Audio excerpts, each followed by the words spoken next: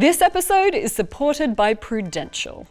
This is a stagner, a tool used for hunting. Stagners vary in size, from 3 to 7 inches, though they're normally shorter than 5 inches long. They can be any colour, though they're mostly red, and they last for about 10 years. Now imagine to yourself what a normal stagner looks like.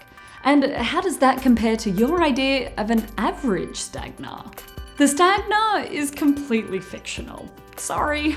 The tool was created as part of a study by scientists at Yale University who were looking at our concept of what's normal. Most participants were able to estimate the average length of a stagner pretty accurately.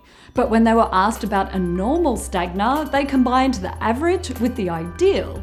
And this mental process happens for all sorts of things. Try estimating the average hours of TV that Americans watch each day. Now think, what's a normal amount of TV to watch? Is the normal amount higher or lower than the average amount? We know that too much TV could be bad for us, so that pulls down our idea of what's normal. Our whole mental concept of normal is cognitively built by combining the hard data we have with the ideals that we hold. This also means that ideas of normality can vary greatly from person to person based on your experience. For example, think of an age that you think it's normal to be first married at.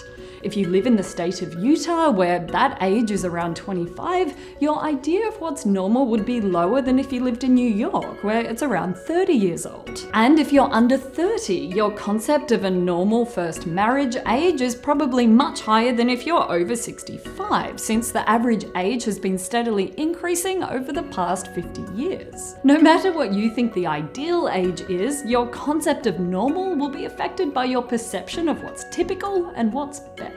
We can also look at marijuana legalization.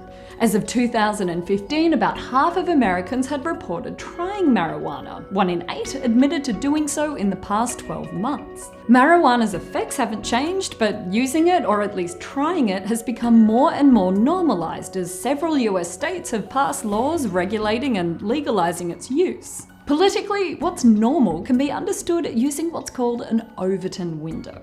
Current policy sits in the middle, and extreme ideas lie in the direction of both more and less freedom. The window encompasses ideas that are considered popular, sensible, or at least acceptable, while excluding the radical and unthinkable.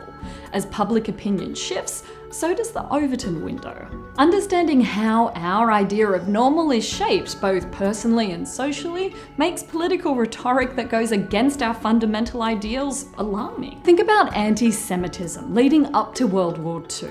Even if the majority of people didn't hold racist ideals, the increased averageness of these statements through propaganda and political rhetoric shifted the Overton window in an extreme way, until millions of people died in what some considered normal political policy. On the other side of this, being aware of what you consider ideal and what you consider average and how these contribute to your sense of normal can help you work towards moving what's socially normal closer to what's personally ideal, as opposed to just moving your personal normal along with the rest of society.